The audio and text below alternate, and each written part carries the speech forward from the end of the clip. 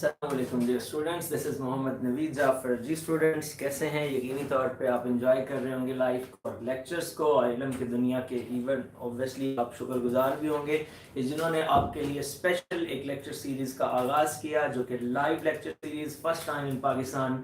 So obviously ये उनका एक आप सब स्टूडेंट्स के लिए एक ऑब्वियसली बहुत बड़ा कदम और एक टीचर की एफर्ट है। तो स्टूडेंट्स, आप कीप इन टच, आप हमारे साथ टच में रहें, क्वेश्चंस पूछते रहें, जो भी इश्यूज आपके हों आप उन इश्यूज को डिस्कस करें। हर क्वेश्चन का फीडबैक, जब आपको क्वेश्चन का आंसर दिया जाए उसका फीडबैक भी दें, समझ आई नहीं आई जो भी सिचुएशन है वो ज़रूर साथ बताएं। और अपने नेम के साथ फौरी तौर पे अपना सिटी मेंशन किया करें ताकि उसके ऊपर हम बात करें, और कोशिश करें रेलेवेंट क्वेश्चंस पूछने की। जितने भी आप रेलेवेंट क्वेश्चंस पूछेंगे हमारी कोशिश होगी कि आपको मैक्सिमम आंसर्स दिए जाएं। ओके बच्चों, आज हम डिस्कशन करेंगे डेरिवेटिव्स की एक्सरसाइज नंबर 2.7 के ऊपर। और 2.7 जैसे मैंने कल अर्ज किया था कि जितना सीखना था डेरिवेटिव वो आप पीछे सीख चुके हैं। अब जो नेक्स्ट डेरिवेटिव्स की बात होगी वो हमारे पास बच्चों होगा कि हमने इन्हीं डेरिवेटिव्स को अप्लाई करना है बार बार। जैसे आप अगर फर्स्ट क्वेश्चन देखें 2.7 का, एक्सरसाइज नंबर अगर 2.7 पे आए तो 2.7 एक्सरसाइज का फर्स्ट क्वेश्चन आपको वो कहता है कि जी आपने डेरिवेटिव्स फाइंड करने हैं। क्या डेरिवेटिव्स फाइंड करने हैं? Find y2। अच्छा, पहले तो मैं ये बताते चलूं, ये बच्चों जो dy by dx है इसको आप y1 लिख सकते हैं। इसी तरह जब मैं सेकंड डेरिवेटिव लूंगा d2y by dx2 that is equals to y2। एक और यहाँ पे क्लैरिटी करता चलूं, सर बच्चे शायद ये समझते हो कि ये इसका स्क्वायर है, ये इसका स्क्वायर नहीं है, that is called second order derivative. इसी तरह आप आगे चलते जाएंगे तो जब d3y by dx3 लिखेंगे तो it means that y3 up to spawn nth derivative तक हम इसको लेके चलेंगे। So that is only the notation of first, second, third and fourth derivative and up to so on. So these are only notations. Okay बच्चों, अब हमने पहले question का सिर्फ जो है वो दो डेरिवेटिव्स फाइंड करने हैं, find dy by dx and then again d2y by dx2। दो डेरिवेटिव्स हैं, जस्ट वही प्रीवियस आपका रूल है, इसमें तो कोई ऐसी बात नहीं। मेरी कोशिश होगी कि आपको मेन क्वेश्चंस जितने हो सके वो मैक्सिमम करवाऊं।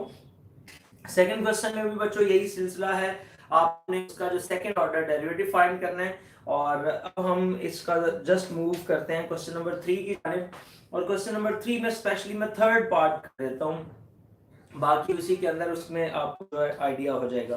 क्वेश्चन नंबर 3 है बच्चों, उसमें मेरे पास है x is equals to a cos theta और y is equals to a sin theta.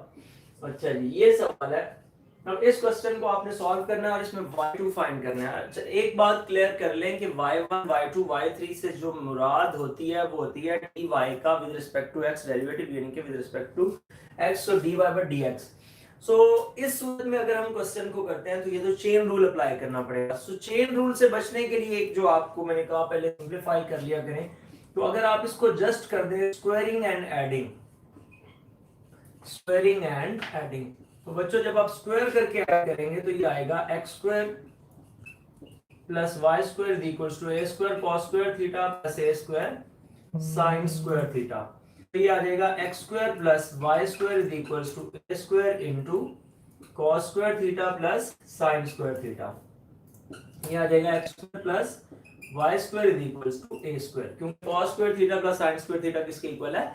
1 के इक्वल होता है। सो बच्चों ये आपके पास x square plus y square equals to a square आ गया। अब यहां से हमने क्या करना है, x square plus y square equals to a square, यहां से बच्चों मैंने आपको लेके चलना है उसकी तरफ, डेरिवेटिव हमने सेकंड फाइंड करना है। तो ये आ जाएगा y square equals to a square minus x square, इसको उधर ले जाएंगे। आपका क्वेश्चन नंबर 1 भी है, थर्ड का फर्स्ट पार्ट भी है। सो आपने यहाँ पे क्या किया, इसका डेरिवेटिव लें differentiating with respect to x। ये बच्चों आ जाएगा d over dx of y square d over dx of a square minus x square, ये आ गया। सो यहाँ पे आ जाएगा 2y dy by dx is equals to a square का 0 और x स्क्वायर का 2x। सो ये जो dy by dx है इसको हम y1 लिख सकते हैं और ये उधर जाके माइनस 2x ओवर 2y। सो ये कैंसिल होके y1 equals to x over y negative में।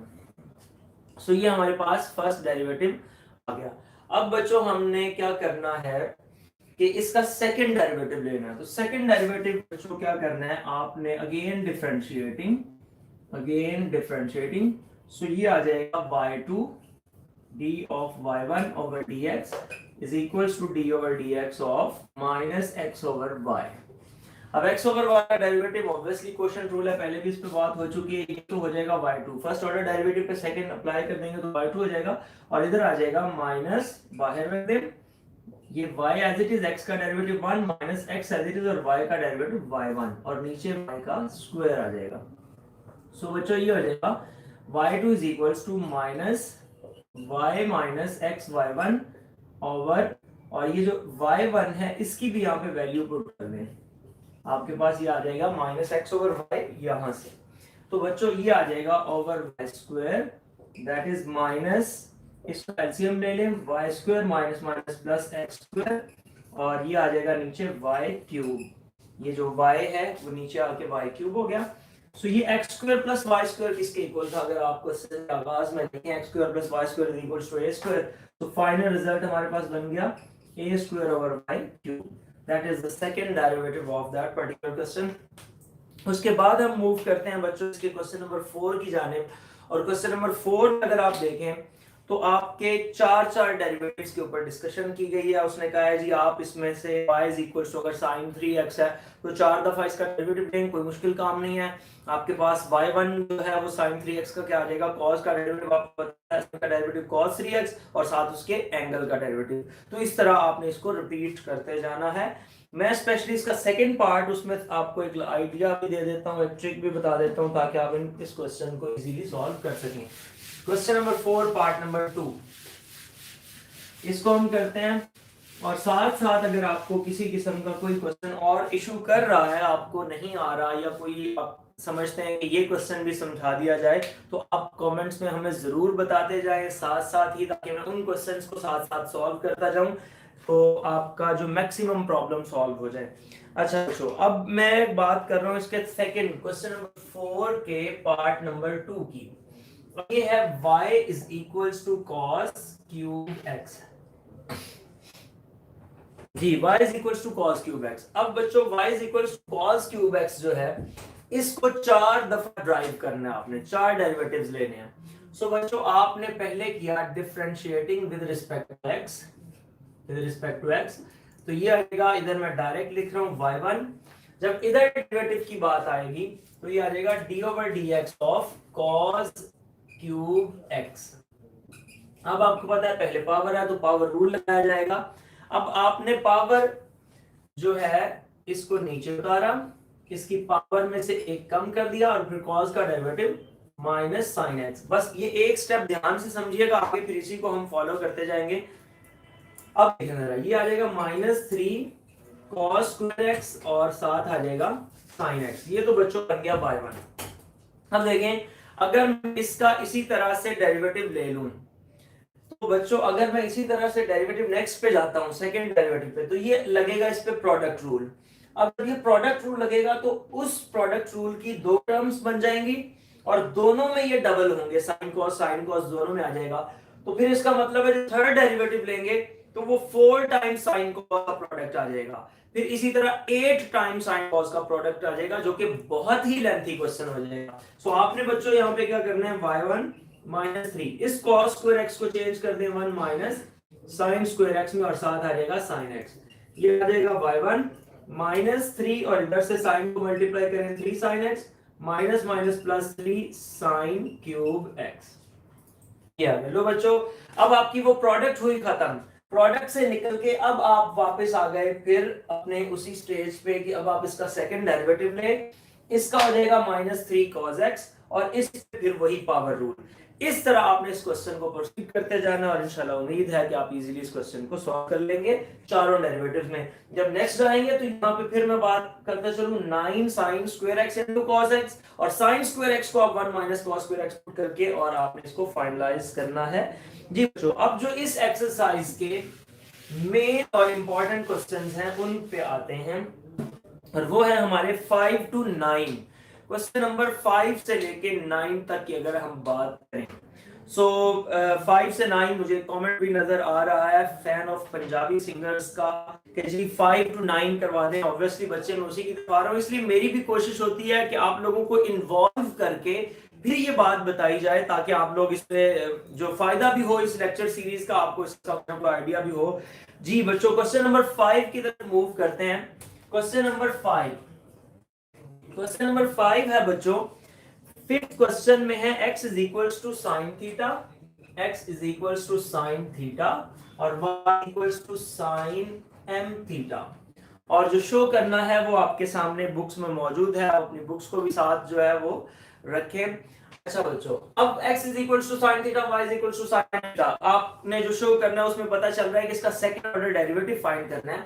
अब सेकंड ऑर्डर डेरिवेटिव तक अगर मैंने जाना है तो मुझे पहले तो इसका चेन रूल लगाना पड़ेगा, इसका डेरिवेटिव अलग, इसका डेरिवेटिव अलग, और दोनों के डेरिवेटिव्स लेने के बाद बच्चों मुझे dy/dx फाइंड करना और dy/dx के बाद फिर आगे की तरफ मूव करूंगा। लेकिन मैं चाहता हूं कि हम इस चेन रूल से बच जाएं, क्योंकि वैसे भी क्वेश्चन काफी लेंथी हो रहा है, तो हम इस चेन रूल से बच जाएं। सो क्या करें, मैं यहां से थीटा की वैल्यू निकाल लेता हूं, sine inverse x is equals to theta, और इसको पुट इन y कर देता हूं, y वाले एक्सप्रेशन में पुट कर देता हूं। ये आ जाएगा y is equals to sine m sine inverse x। तो बच्चों ये मेरे पास बन गया।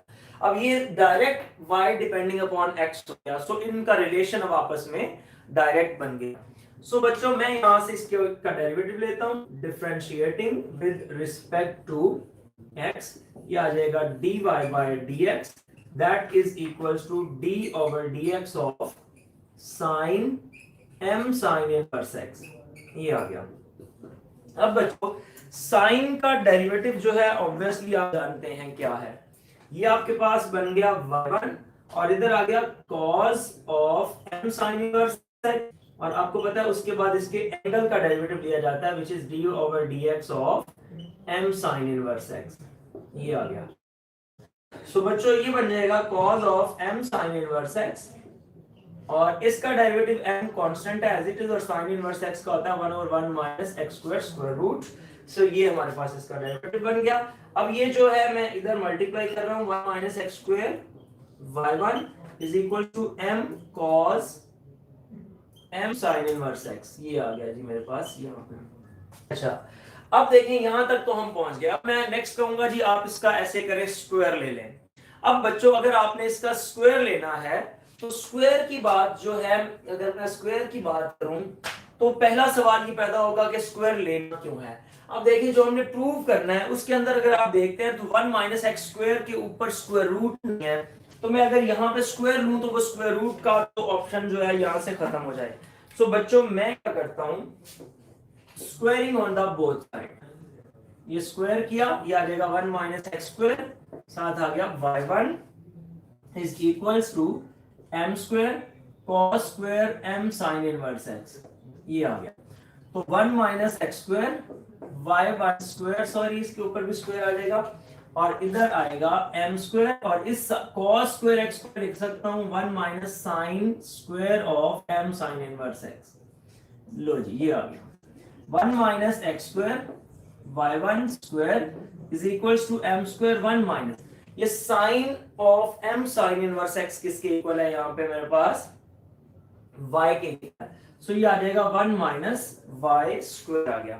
सो बच्चों ये 1 माइनस y स्क्वायर जो आया है ये आपके पास आ जाएगा। अब आप सेकंड डेरिवेटिव की तरफ बस मूव करें, differentiating again with respect to x, तो ये आ जाएगा 1 minus x square as it is, और y1 स्क्वायर का डेरिवेटिव तो ये आ जाएगा 2y1 और y2, यानी कि पावर को नीचे उतारा, उसकी पावर में से एक कम किया और फिर उसका derivative plus y1 square as it is, और इसका डेरिवेटिव आ गया माइनस 2x। इधर m square constant as it is 1 का 0, और ये आ जाएगा 2y और y1। तो बच्चों ये तो आ गया इसका डेरिवेटिव। यहां से हम अगर कॉमन लें तो 2y1 हमारे पास कॉमन आ जाएगा, पीछे बचेगा 1 माइनस एक्स स्क्वायर y2, ये आ जाएगा माइनस एक्स y1, क्योंकि एक 2 और एक y1 हम कॉमन ले चुके हैं, और इधर आ जाएगा, मैं यहां से भी 2y1 को बाहर लिख के माइनस m स्क्वायर y कर देता हूं, ये 2y1 इस 2y1 से बच्चों कैंसिल हो जाएगा। सो आपके पास आ गया 1 minus x square y2 minus x y1 is, और ये माइनस इधर आके plus m square y is equals to 0, hence the result. तो ये आपके पास इसका प्रूफ हो गया। अब बच्चों चलते हैं इसकी क्वेश्चन नंबर 6 और 7 की जानिब, जो कि मैं आपको एक आइडिया दे रहा हूँ का। क्वेश्चन नंबर 6 में देखें, सेकंड डेरिवेटिव लें पहले इस रिजल्ट का।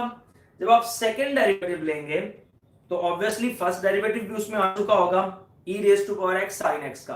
फिर आप सेम ऐसे करें, ये एक्सप्रेशन जो आपके सामने लिखा हुआ है ना, जो प्रूव करना है, d2y by dx to minus 2dy by dx plus y, इसको रख के इनकी जगह पे सेकंड डेरिवेटिव, फर्स्ट डेरिवेटिव और y की वैल्यूज पुट करके ये प्रूव कर देंगे। इसका आंसर क्या आ रहा है?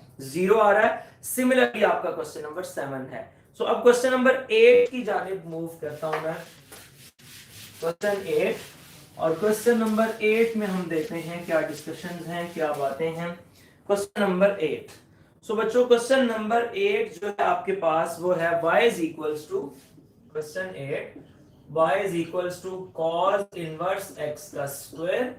तो आपने शो करना है वो है 1 माइनस एक्स स्क्वायर, और इसको y2 minus x y1 minus 2 is equals to 0, ये प्रूव करना चाहते हैं हम। सो बच्चों इस क्वेश्चन में देखिएगा, सिंपल आपने सेकंड डेरिवेटिव लेना है, आपने इसका 2 दफा डेरिवेटिव लेना है और आपका ये रिजल्ट आएगा डायरेक्टली से।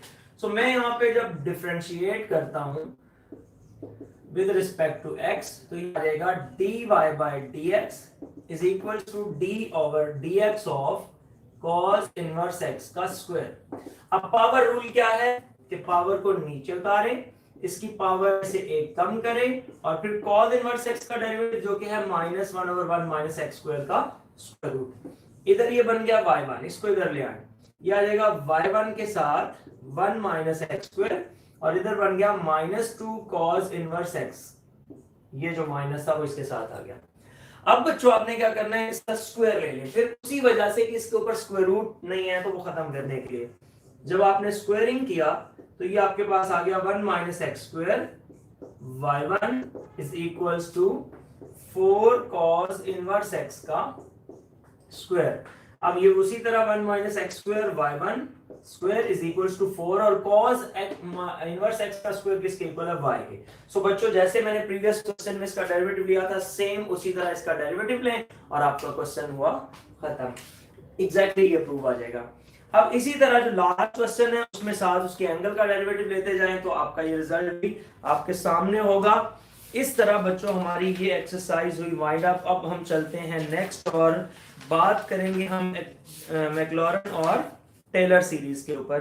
तो मैक्लॉरन और टेलर सीरीज के ऊपर भी बच्चों ने सवाल कहा हुआ है, explain question number 1 of exercise number 2.8। तो ऑब्वियसली हम उसको भी साथ डिस्कस करते हैं। मैक्लॉरन और टेलर सीरीज क्या है, अब मैं इसकी तरफ मूव कर रहा हूं। मैक्लॉरन और टेलर सीरीज बच्चों पहले 2.8 मैक्लॉरन सीरीज। अब बच्चों ये आपके पास क्या है, f of x is equals to f of 0 plus x f dash of 0 plus x square by 2 factorial f double dash of 0 plus so on. अब इसका जो प्रूफ है वो बहुत आसान, और मैंने अपने प्रीवियस लेक्चर्स में वो प्रूफ आपको करवाया हुआ है, लिंक आपको शेयर कर दिया जाएगा। आप उस लिंक से उस प्रूफ को जरूर देखिएगा ताकि आपका ये कॉन्सेप्ट क्लियर हो जाए कि ये किस तरह से जो है वो सॉल्व हुआ है। ये इससे पहले अब आपको जब भी कोई फंक्शन दिया जाए तो उस फंक्शन से आपने जब बच्चों मैक्लॉरन सीरीज फाइंड करनी है तो बहुत आसान है। अगर आप इस क्वेश्चन को देखें, जो भी फंक्शन है उसमें 0 पुट कर दें, उसका एक डेरिवेटिव लेके 0 पुट कर दें, उसका सेकंड डेरिवेटिव लेके 0 पुट कर दें, और अप टू ये सिलसिला चलता जाएगा। अब सवाल ये है कि जैसे एक क्वेश्चन में अगर आपको यहां से बता दूं कि what is the differential coefficient to what is the convergent and divergent of Maclaurin series, आयत ने ये सवाल पूछा। तो बच्चे मैं ये भी बताता चलूं कि एक्चुअली कन्वर्जेंस से क्या मुराद होती है। पहले तो अगर कन्वर्जेंस का आप सिंपली आइडिया लेना चाहते हैं तो ये होता है कि कोई वैल्यूज का सम अगर फाइनाइट नंबर आ जाए तो आप कहते हैं कि ये इस नंबर को कन्वर्ज करता है। ये इससे उसकी तरफ मूव करता है। सो ये आपके क्वेश्चन का आंसर हो रहा है कि उसकी मूवमेंट उस नंबर की तरफ। देखें, मैंने 10 वैल्यूज को जमा किया तो कोई ना कोई आंसर आएगा।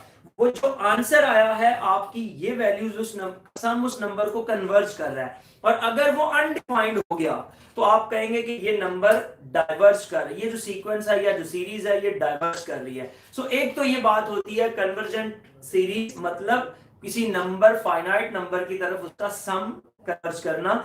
डाइवर्ज मतलब डिफाइंड हो जाना। एक ये बात। दूसरी बात, आपकी जो मैक्लॉरन सीरीज होती है ये सिर्फ उस वक्त वैलिड होती है जब आपका फंक्शन और उसके तमाम डेरिवेटिव जीरो पर एग्जिस्ट करते हों। क्योंकि आपको पता है कि हमने इस फंक्शन में जीरो पुट करना है, उसके डेरिवेटिव में जीरो पुट करना है, उसके जो सेकंड डेरिवेटिव में जीरो पुट करना है, इवन हर डेरिवेटिव में जीरो पुट करना है। तो इसलिए कोई भी फंक्शन, उसकी मैक्लॉरन सीरीज एग्जिस्ट कर सकती है अगर जीरो पर वो फंक्शन और उसके तमाम डेरिवेटिव्स जो हैं वो एग्जिस्ट करते हो। जैसे log x एक फंक्शन है, अगर आप उसमें जीरो पुट कर देंगे तो log जीरो अनडिफाइंड हो जाएगा। इसका मतलब है log x की मैक्लॉरन सीरीज एग्जिस्ट नहीं करती। इसलिए आप जरा गौर कीजिएगा अपने क्वेश्चंस के अंदर, जितने भी log के सवाल पूछे गए उसमें 1 को ऐड या सब्ट्रैक्ट कर दिया ताकि वो जीरो ना हो, वो अनडिफाइंड ना हो किसी भी स्टेज पे आके। ये वजह है उसकी। एनीवेज, मैक्लॉरन सीरीज की कोई एक एग्जांपल, कोई एक सवाल हम यहां से कर लेते हैं। लेट्स से दैट मैं यहां पे बात कर लेता हूं पहले ही सवाल को, log 1 plus x. log 1 plus x, इसकी हमने मैक्लॉरन सीरीज आगे कुछ दी हुई है, बनानी है। तो मैं ये कह रहा हूं कि f of x is equal to हमारे पास log 1 प्लस एक्स के इक्वल। तो log 1 प्लस एक्स हमने सीरीज को सेट करना है। अब बच्चों मैक्लॉरन सीरीज में लिख रहा हूं आपके सामने एक दफा, f of x is equals to f of 0 plus x f dash of 0 plus x square by 2 factorial f double dash of 0 plus so on। इसके मुताबिक मैंने ये सारा काम करना है। सो बच्चों देखिए, सबसे पहले हमने क्या करना है, इस फंक्शन में जीरो को पुट करना है। सो मैं क्या करता हूं, रिप्लेस x बाय 0 इसके अंदर। सो ये हो गया f of 0 log 1 plus 0 log 1 which is 0। ये तो डायरेक्ट फंक्शनल वैल्यू आ गई हमारे पास। उसके बाद इसका एक डेरिवेटिव ले जो कि बनेगा 1 over 1 plus x। इसको आप 1 plus x raised to power -1 भी लिख सकते हैं, और इसमें जब आप वैल्यू पुट करेंगे तो आंसर आ जाएगा 1। इसके सेकंड डेरिवेटिव की तरफ चलें, f double dash of x। इसका जब डेरिवेटिव लेंगे, पावर को नीचे उतारा, इसकी पावर में से एक कम किया, आगे इसका डेरिवेटिव which is 1। सो आप इसमें जब वैल्यू पुट करेंगे तो ये आपके पास आ जाएगा, इसमें रिप्लेस कर रहे हैं 0। सो यहां पे भी रिप्लेसमेंट का लिखते जाइएगा, रिप्लेस 0। सो ये जब आप पुट करेंगे f डबल डैश ऑफ 0 के अंदर तो ये आंसर आ जाएगा -1। सो इस तरह ये चलता रहेगा। इस अंदर जो आपने ये सारी वैल्यूज उठा के इधर पुट कर दें, ये क्या बन जाएगा, f ऑफ x आपके पास क्या है, log 1 plus x is equal to f of 0 कितना आ गया, 0 प्लस f डैश कितना आ गया, 1, और इसके साथ आ गया x plus f double dash कितना आ गया, -1, और इसके साथ आ गया x स्क्वायर बाय 2 फैक्टोरियल और -1 अप टू सो ऑन। ये आ जाएगा x minus square by 2 factorial plus so on, जो भी है 3-4 टर्म्स आप इसकी फाइंड करके बता दें। सो बच्चों ये है आपके सामने मैक्लॉरन सीरीज। सो किसी भी किस्म का कोई भी सवाल हो, आपने जस्ट क्या करना है, वो फंक्शन और उसके 3-4 डेरिवेटिव्स लें और सब में 0 पुट करके इस जगह पे एडजस्ट कर दें, तो आपके पास ये मैक्लॉरन सीरीज हो जाएगी। उसके बाद मैं फिर अर्ज करता हूं बच्चों, आप साथ साथ मुझसे मैक्सिमम क्वेश्चंस पूछते जाएं, मैं कोशिश करूंगा साथ साथ समझा दूं, क्योंकि बाद में मैं क्वेश्चंस पढ़ के उसका आइडिया दे सकता हूं, फिर साथ साथ वो एंड पे जाके दोबारा इतना टाइम लगाना मुश्किल हो जाता है। इसलिए आप मैक्सिमम क्वेश्चंस पूछें, और इस जो 3 एक्सरसाइजेस 4 एक्सरसाइजेस आज डिस्कस होंगी, इनसे रिलेटेड नीचे लिंक्स शेयर कर दिए जाएंगे। आप उन लिंक से बाकी कंप्लीट लेक्चर्स भी ले सकते हैं, आप वो कंप्लीट लेक्चर्स भी साथ, ताकि आपका जो आज का यहाँ बैठना है मेरे सामने वो कम से कम आपके लिए मुफीद साबित हो। इसलिए साथ साथ उन लिंक्स को भी देखें, और साथ साथ आप इन जो है क्वेश्चंस पूछते भी जाएं, और किसी भी किस्म का, और मैंने बार बार कहा अपना क्वेश्चन पूछते हुए अपना नेम और सिटी का नेम फिर आप क्वेश्चन पूछें, तो वो आपके लिए भी जरा रीजनेबल है। अब बच्चों हम बात करते हैं टेलर सीरीज की। टेलर सीरीज के ऊपर अगर आप देखते हैं तो ये है f of x plus h is equal to f of x plus h dash of x। ये उससे भी आसान काम है, a square by 2 factorial f double dash of x plus so on. इसमें तो आपने जस्ट क्या करना है, सिंपल डेरिवेटिव्स लेके इसमें पुट कर देना है। मिसाल के तौर पे आप देखिएगा क्वेश्चन नंबर 2 का part number 1, question number 2 part number 1 f of x plus h आपको दिया गया और वो है मेरे पास बच्चों cos x प्लस h जो कि इक्वल्स है cos x और साथ है minus h sin x plus a square by 2 factorial minus sorry और ये आ जाएगा cos x और प्लस सो ऑन। इस तरह ये सिलसिला जारी रहेगा। ये सीरीज हमने फाइंड करनी है और फिर एट द एंड उसने कहा and then evaluate cos 61 degree. So आपने cos 61 डिग्री को इवैल्यूएट भी करना है। सो बच्चों यहां पे मेरे पास सवाल है f of x plus h is equals to cos x plus h। अब देखें मुझे सबसे पहले f of x चाहिए, मतलब उसमें से जो एक पैरामीटर h यूज हो रहा है वो मैंने खत्म करना है वहां से। सो मैं ऐसे करता हूं, h को 0 रिप्लेस करता हूं, f of x is equals to cos x plus 0 मतलब f of x is equals to cos x। फिर बच्चों आपने देखा कि सिंपल उसका derivative, double derivative, triple derivative, 3-4 derivatives चाहिए हमें। सो हम क्या करेंगे, f dash of x is equals to minus sin x, फिर इसका double derivative f dash of x is equals to minus cos x up to so on। ये सिलसिला चलता जाएगा। इस सीक्वेंस सीरीज के अंदर इसको मैं 1 कह के क्वेश्चन का हिस्सा बना रहा हूं, इसके अंदर वैल्यूज पुट करें, पुट इन 1 तो मेरे पास ये आ जाएगा cos x plus h is equals to सबसे पहले f of x। तो f of x बच्चों क्या है, cos x, ये आ गया cos x प्लस उसके बाद h मैंने लिख दिया h और फिर f डैश ऑफ x जो कि क्या है माइनस sin x। सो मैंने यहां पे लिख दिया sin x plus h square by 2 factorial और अब f double dash of x। तो f double dash of x बच्चों मेरे पास क्या आ रहा है, ये आ रहा है cos x माइनस का प्लस 1। सो ये आ जाएगा cos x minus h sin x minus h square by 2 factorial cos x plus 1। ये आपके पास रिजल्ट आ गया। ये तो ऊपर वाला आपका पार्ट हो गया। अब हमने करना था एंड देन इवैल्यूएट 61 डिग्री। अब cos 61 डिग्री को जो इवैल्यूएट करना है तो वो बच्चों आप कंपेयर कर लें cos x प्लस h के साथ ही। इसको आप लिख सकते हैं cos 60 degree plus 1 degree is equals to cos x plus h। यहां से x 60 डिग्री और h आ जाएगा 1 डिग्री। अब बच्चों x को तो आपने इसके एंगल्स पे पुट करना है। सो इसको आप लिखें पाई बाय 180 जो कि आप जब कैलकुलेट करेंगे तो आई थिंक सो 0.017 समथिंग इस टाइप की कोई वैल्यू आएगी, कैलकुलेटर से देख लीजिएगा। ये दोनों वैल्यूज उठा के इसमें पुट करें और 3 से 4 टर्म्स को कैलकुलेशन कर ले कैलकुलेटर से और अप्रोक्सीमेट उसका आंसर बता दें कि ये आ जाएगा। इस तरह बच्चों आपकी हुई ये सेकंड एक्सरसाइज। आखिरी क्वेश्चन को भी ट्राई कीजिएगा, वो भी आपके लिए इंशाल्लाह इजी होगा। अब नेक्स्ट मूव करते हैं और नेक्स्ट मूव करने से पहले मैं देख रहा हूं कि आप मैक्सिमम लोगों ने ये कहा जी हमें ज्योमेट्रिकल इंटरप्रिटेशन ऑफ डेरिवेटिव्स के बारे में जरूर बताइएगा। मैंने इंशाल्लाह वादा भी किया था आपसे कि ज्योमेट्रिकल इंटरप्रिटेशन ऑफ डेरिवेटिव्स इंशाल्लाह जरूर डिस्कस करेंगे इसको और आज वो बात पूरी भी करूंगा। ज्योमेट्रिकल इंटरप्रिटेशन ऑफ डेरिवेटिव्स बहुत अच्छी चीज है, इसको अंडरस्टैंड करना चाहिए कि एक्चुअली ज्योमेट्रिकली ये डेरिवेटिव है क्या चीज, किस बला का नाम है ये डेरिवेटिव, क्या होता है, वो आज हम डिस्कस करते हैं। इससे पहले मैं एक दो बातें अगर आपसे डिस्कस कर लूं, एक सिंपल फर्ज करेंगे कोई कर्व है बच्चों, ये लाइन सीकेंट लाइन कहलाती है। सीकेंट लाइन को कहते हैं कोई ऐसी लाइन जो किसी भी कर्व को क्रॉस करके दो पॉइंट्स पे, ऑब्वियसली जब क्रॉस का वर्ड यूज किया तो क्रॉस करके गुजर जाए, उस लाइन को सीकेंट लाइन कहते हैं। और अगर कोई लाइन किसी कर्व को एक पॉइंट पर टच करके गुजरे, सिर्फ एक पॉइंट पर, तो ऐसी लाइन बच्चों क्या कहलाती है, टेंजेंट लाइन कहलाती है। एक तो ये बात आपने ज़हन में रखनी है। दूसरा आपको ये भी याद होगा कि limit delta x approaches to 0 f of x plus h minus delta x, जो भी आप कहना चाह रहे हैं, f of x over h delta x. ये किसकी डेफिनेशन थी, ये आपके पास डेफिनेशन है डेरिवेटिव की। किसी भी फंक्शन का जो डेरिवेटिव है वो क्या होता है, तो वो f of x plus h minus f of x over delta x is equals to f dash of x. तो ये आपके पास क्वेश्चन, ये एक डेफिनेशन याद रखिएगा और एक ये दो बातें आपने याद रखनी है कि सीकेंट लाइन क्या है और टेंजेंट लाइन क्या है। अब मैं आपको ज्योमेट्रिकल इंटरप्रिटेशन ऑफ डेरिवेटिव्स की तरफ लेके आता हूं कि ज्योमेट्रिकली एक डेरिवेटिव किसको कहते हैं। ये डेफिनेशन और ये दो बातें ये ध्यान में रखें और अब आए आप मेरे साथ। जी बच्चों, ज्योमेट्रिकली डेरिवेटिव क्या होता है? मैं एक ग्राफ आपके सामने बना रहा हूं, कोई एक कर्व ले लेते हैं। लेट्स से दैट मैंने ये एक कर्व बना ली, ये हम कोई एक कर्व ले रहे हैं, ठीक हो गया।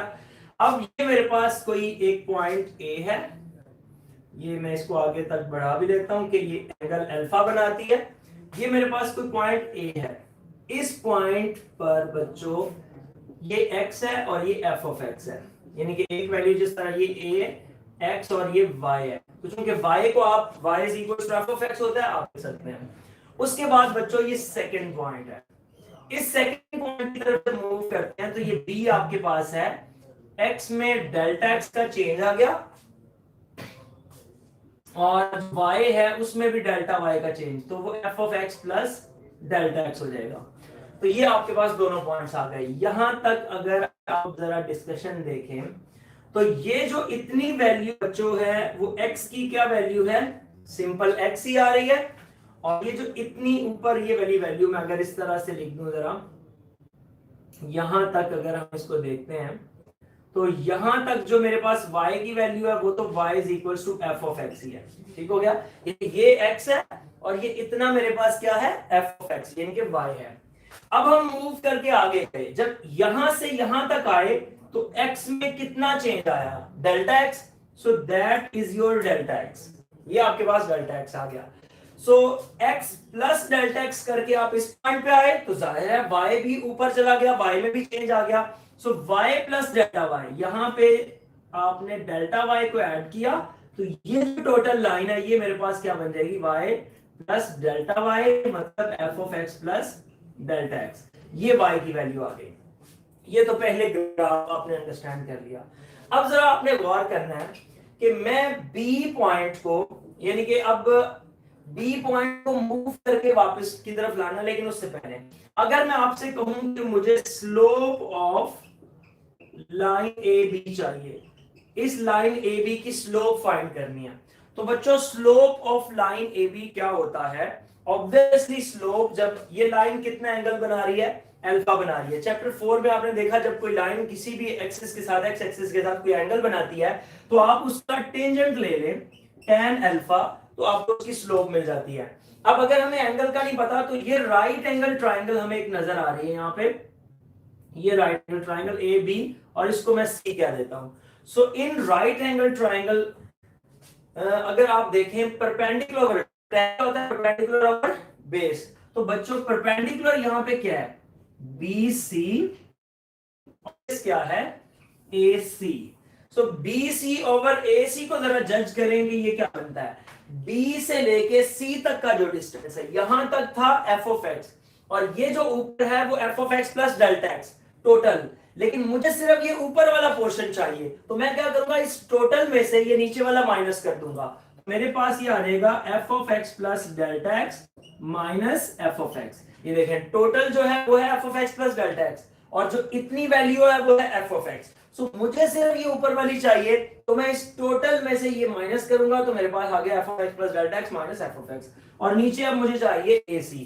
तो बच्चों ए से लेके सी तक एग्जैक्टली पैरेलल है इस पोर्शन के, और ये कितना चेंज आया था, delta x. So that is the slope of line A B. ये आपके पास लाइन ए बी यानी कि सीकेंट लाइन की स्लोप आ चुकी है। अब मैं क्या करता हूं, आप जरा इस पे थोड़ा सा गौर करें, और जो मैंने डेरिवेटिव की डेफिनेशन बनाई थी, limit delta x approaches to zero f of x plus delta x minus f of x over delta x, इसकी तरफ गौर करें।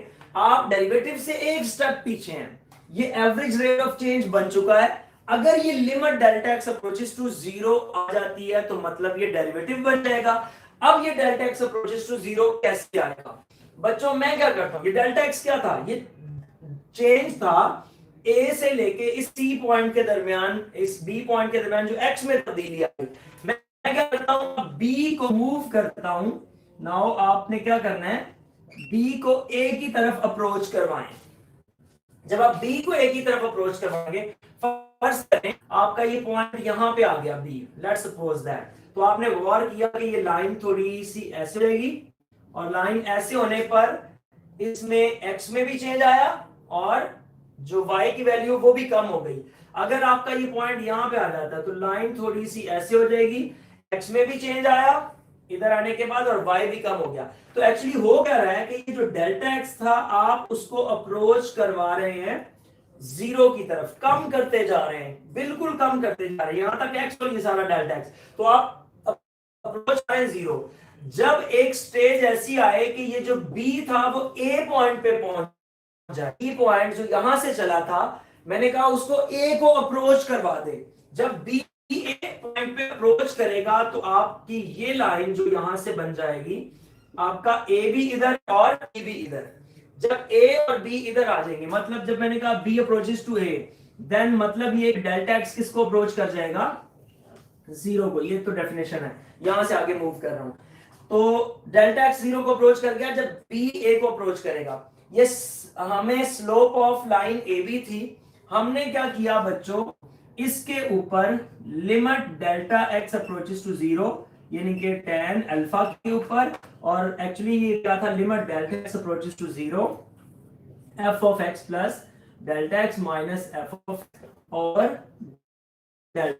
ये पास बन गया slope of line A B. लेकिन हुआ क्या कि जब ए बी पॉइंट ए पर अप्रोच कर गया, तो मैंने बिल्कुल आगाज में आपको दो कंडीशंस बताई कि अगर कोई लाइन एक दो पॉइंट से, डिस्टिंक्ट पॉइंट से पास करती है तो वो सीकेंट लाइन होती है। तो ये बन गई, मैंने स्लोप फाइंड की सीकेंट की। फिर मैंने अगली बात बताई हुई थी, जब बी ए पे आ जाएगा, यानी कि एक ही पॉइंट बन जाएंगे दोनों, तो वो बन जाएगी टेंजेंट लाइन। सो बच्चों यहां से पता चला कि ये डेरिवेटिव एक्चुअली क्या है, स्लोप ऑफ टेंजेंट को रिप्रेजेंट करता है।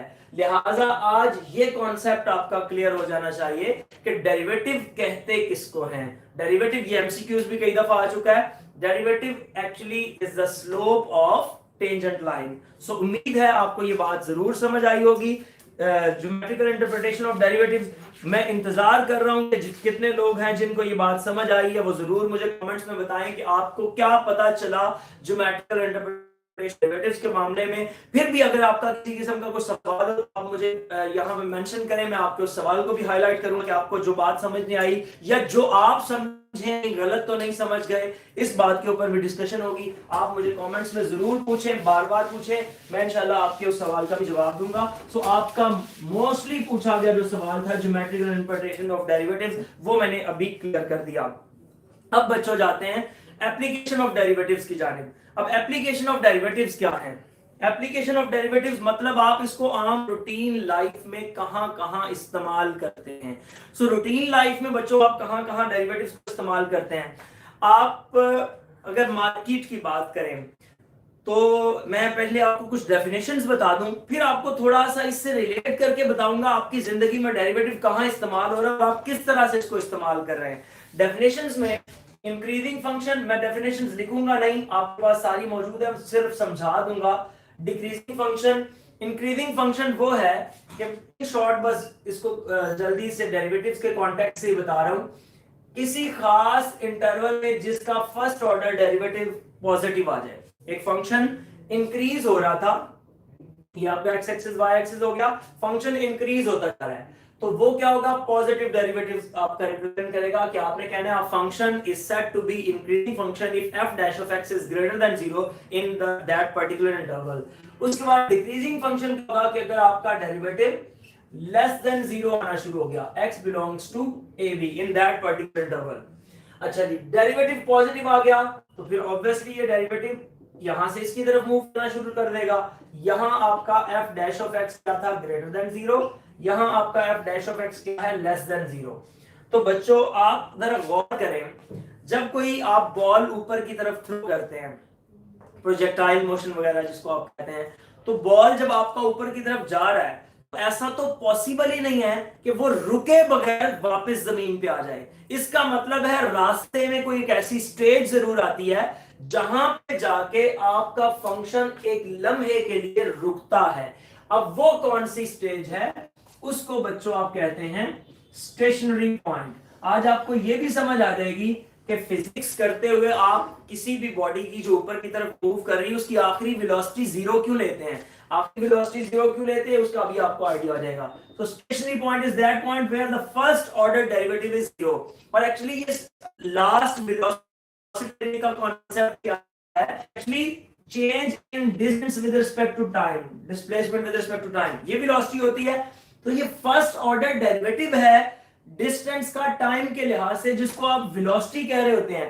तो ऐसे डिस्टेंस बदल रहा था, एक लम्हा आया, एक पॉइंट ऐसा आया जहां पे जाके वो बॉडी रुकी और फिर डिक्रीज होना शुरू की। इसका मतलब है जहां पे बॉडी रुकेगी, स्टेशनरी स्टे करेगी, उसको स्टेशनरी पॉइंट कहते हैं। सो इस तरह से ये हुआ आपका स्टेशनरी पॉइंट। इसके बाद बच्चों क्रिटिकल पॉइंट।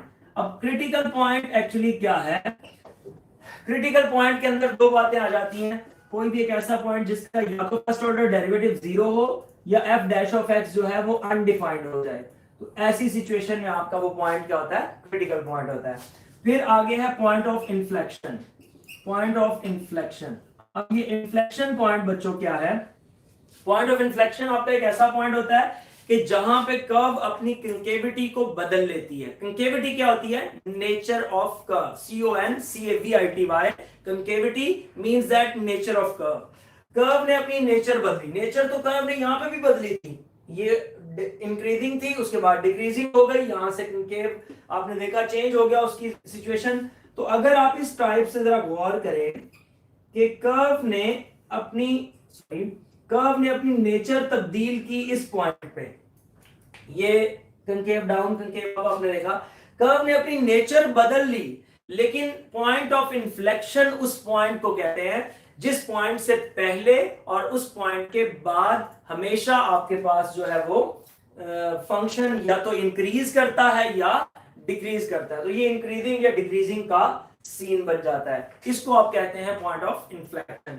अब आप कोई भी जब क्वेश्चन करने लगते हैं तो स्पेशली इसके लेक्चर्स सारे के सारे जो आपकी 2.9 है, इसके मैक्सिमम क्वेश्चन मैंने ऑलरेडी सॉल्व करवाए हुए हैं। आप उन क्वेश्चंस को देखिएगा, क्योंकि आज हमने जुमे की वजह से लेक्चर भी थोड़ा जल्दी रखा और इसको हम अपने जल्दी वाइंड अप करना है, फिर जुमे के लिए जाना है। सो बाकी जितना भी आपका रेलेवेंट मटेरियल था वो आपको उसके लिंक्स भी शेयर कर दिए जाएंगे 2.9 और 10 से रिलेटेड, और इसके ऊपर कोशिश करूंगा कि आपको नेक्स्ट लेक्चर में भी थोड़ा सा हाईलाइट कर दूं, बाकी थोड़ी बहुत बातें रह गई। सो उम्मीद है आज आपको ये सारी बातें समझ आई होंगी। किसी किस्म का सवाल हो तो आप जल्द अज जल्द कमेंट्स में लिखें ताकि आपको उसका जवाब दिया जा सके। सो अब मैं आपके क्वेश्चंस को देखता हूं कि आप आज क्या पूछना चाह रहे थे और क्या पूछा, और क्या आपने जो पूछा उसको मैंने डिस्कस भी किया या नहीं किया।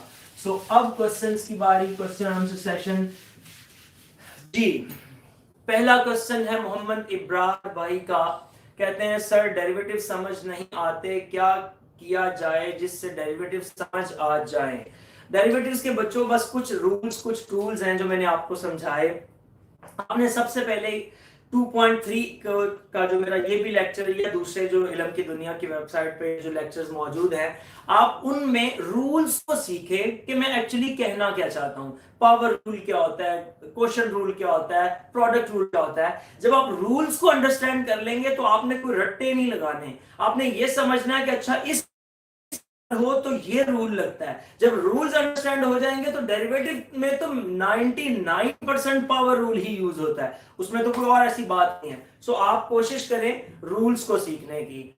नेक्स्ट सवाल है जी, रिजवान शाहिद पूछ रहे हैं explain question number 1 of exercise 2.8। सो मैंने वो एक्सप्लेन कर दिया आपके लिए। नेक्स्ट क्वेश्चन के सीरीज कायनात मुनीबा खान फ्रॉम लाहौर, अस्सलाम वालेकुम, कैसे हैं सर आप। सर एमसीक्यूज के हवाले से भी कोई लेक्चर दे दें।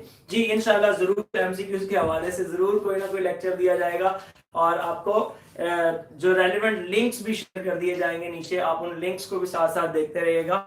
नेक्स्ट है जी, fan of Punjabi singer, sir ये जो 2.7 के ऑल क्वेश्चंस कराने प्लीज 5 to 9। सो बच्चों 5 to 9 में मैंने आपको 2-3 सवाल शायद बता दिए 4-5 में से, बाकी अगर आपका कोई है तो वो मेरे प्रीवियस लेक्चर्स के अंदर मौजूद है, उसका लिंक आपको शेयर कर दिया जाएगा, आप वहां से जरूर देखिएगा। नेक्स्ट क्वेश्चन है जी, हायद जी sir what is differential coefficient? Differential coefficient बच्चे मैं इसको अगर आपको 3.1 एक्सरसाइज में डिटेल से बताऊंगा, लेकिन चलें आपने सवाल पूछा तो f डैश ऑफ x जब dy बाय dx आप लिखते हैं ना, ये एक्चुअली क्वेश्चन आपका बनता है 3.1 के साथ। तो उसमें मैं आपको ये भी बता दूं इसका जिक्र कहां पे किया गया है।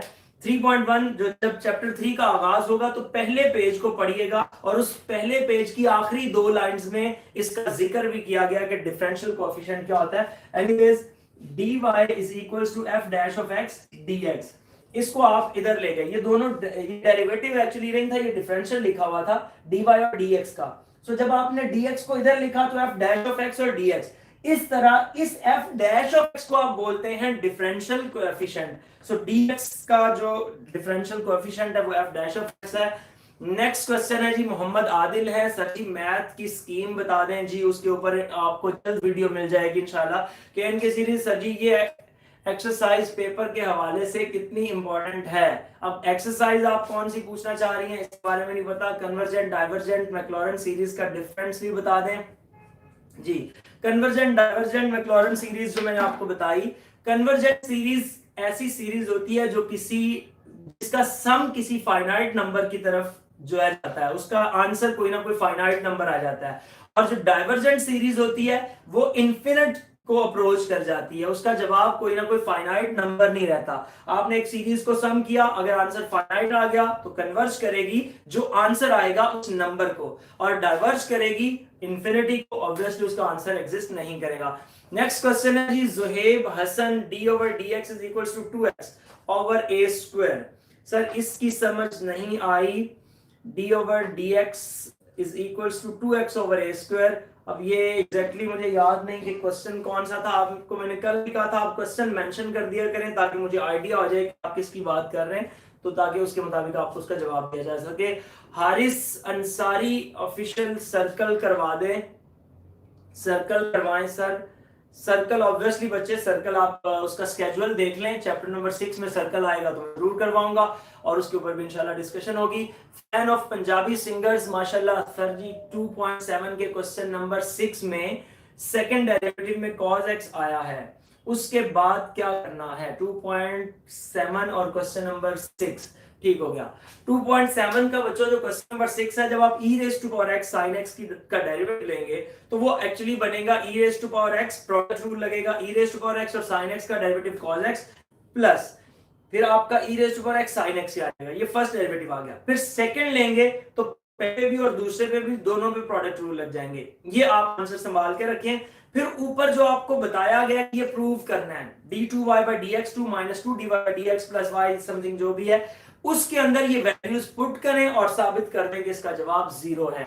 नेक्स्ट क्वेश्चन है जी, princess Juna sir exercise 2.8 question number 2 and 3 करवा दें सर। 2.18 प्रूफ करवा दीजिएगा जी। एक्सरसाइज नंबर 2.8 के क्वेश्चन नंबर 2 और 3 जो है 3 क्वेश्चन वैसे एक्सरसाइज 2.8 में है नहीं, क्वेश्चन नंबर 2 के पार्ट्स जरूर हैं तो वो आपको मैंने करवा दिए हैं। Geometrical interpretation of derivatives page number 101 from Sialkot. अच्छा ये जो ज्योमेट्रिकल इंटरप्रिटेशन ऑफ डेरिवेटिव है ये सियालकोट से है वो मैंने ऐसे करवा दिया है।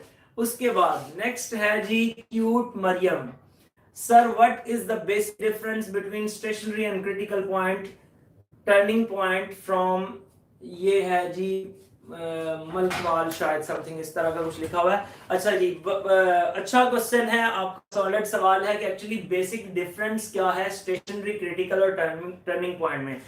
हर वो पॉइंट, मैं टर्निंग से स्टार्ट कर रहा हूं, हर वो पॉइंट टर्निंग पॉइंट है जहां पे कर्व अपनी नेचर बदल रही है। मसलन पॉइंट ऑफ इन्फ्लेक्शन भी टर्निंग पॉइंट है, क्रिटिकल पॉइंट भी टर्निंग पॉइंट है, स्टेशनरी पॉइंट भी टर्निंग पॉइंट है, क्योंकि सब पॉइंट्स में कर्व ने अपनी नेचर को चेंज किया। So these all are turning points. So next जो आपका आधा सवाल था कि स्टेशनरी और क्रिटिकल में क्या डिफरेंस है, आई थिंक सो वो मैंने आपको बता दिया।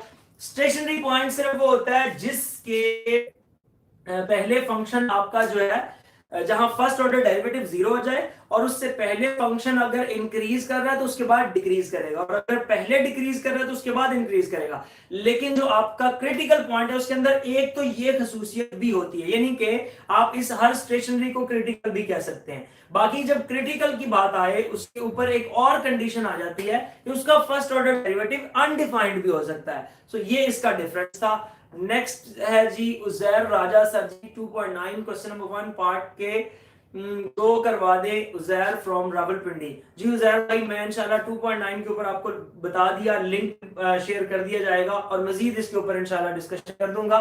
Uzair Raja next 2.9 question number 1 part number 4 explain कर दें। पार्ट नंबर 4 में बच्चे वो जो आई थिंक तो 3x² प्लस समथिंग इस टाइप का सवाल है, उसका पहले स्टेशनरी पॉइंट फाइंड करें, f डैश ऑफ x लें, उसका स्टेशनरी पॉइंट आएगा 3/2। उस स्टेशनरी पॉइंट के फाइंड करने के बाद इंटरवल जो -4 से 1 है आई थिंक सो सवाल में, वो ब्रेक हो जाएगा -4 से 3/2 और 3/2 से 1 तक वो इंटरवल ब्रेक हो जाएगा, और फिर आप उस पे जो फर्स्ट ऑर्डर डेरिवेटिव के बारे में आप चेक करें।